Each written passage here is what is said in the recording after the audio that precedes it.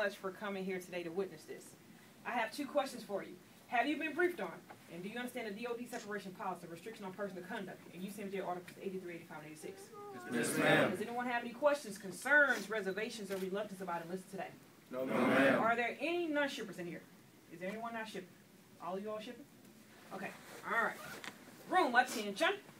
Raise your right hand or repeat after me. I state your name. I, Randy S. Jackson, Do solemnly swear. do solemnly swear I will support and defend that I will support and defend the Constitution the Constitution of the United States of the United States against all enemies, against all enemies, foreign and domestic, foreign and domestic, and that I will bear true faith that I will bear true faith and allegiance to the same, and allegiance to the same, and that I will obey and that I will obey the orders the orders of the President of the President of the United States of the United States and the orders and the orders of the officers of the officers appointed over me appointed over me according to the regulations according to the regulations and uniform code and uniform code of military justice. of military justice. So help me God. So help me God. Drop your right hand. Stand at ease. I just want to say congratulations to you. You've made a very important decision by joining the most powerful military force in the world, and you should be very proud of that.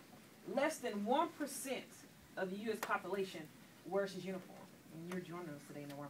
That's something I should be very proud of. Today, you made a very big commitment by stating this oath that you're going to support and defend the Constitution of the United States against all enemies, foreign and domestic. And what's going on in the world today, that's a very big commitment. And by taking that type of commitment, it shows that you're motivated, you're courageous, and you have a lot of love for your country. And I'm very, very proud to have you on my team because of that. Today is the beginning of a very bright future for you as well. And the reason I say that, because I did this 15 years ago.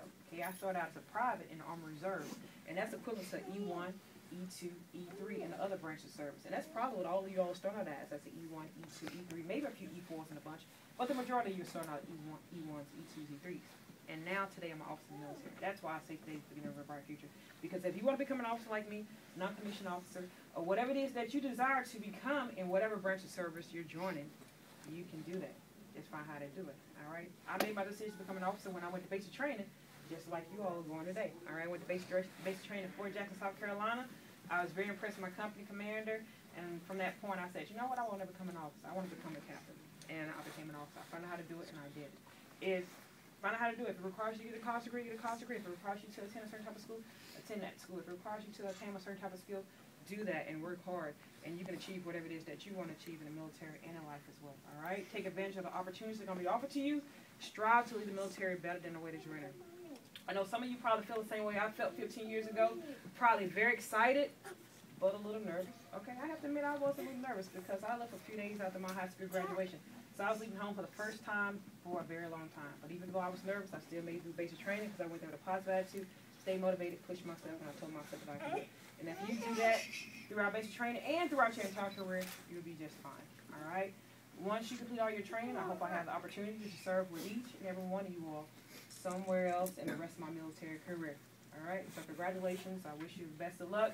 And to the family members, again, thank you so much for coming here. After I sign that contract, you're more than welcome to take photos of them in front of the flags that are behind me, one of the emblems on the wall, by one of the emblems on the wall, in front of this podium, or wherever you would like in this room. Okay? Does anyone have any questions? No, ma'am. All right. On the command of fallout, you're gonna follow the back of the room, and you're gonna take additional instructions from Sergeant First Class Promotable Biggins. All right? Okay. Room, attention. On the command of fallout, follow the back of the room and have a seat one of this. Fallout.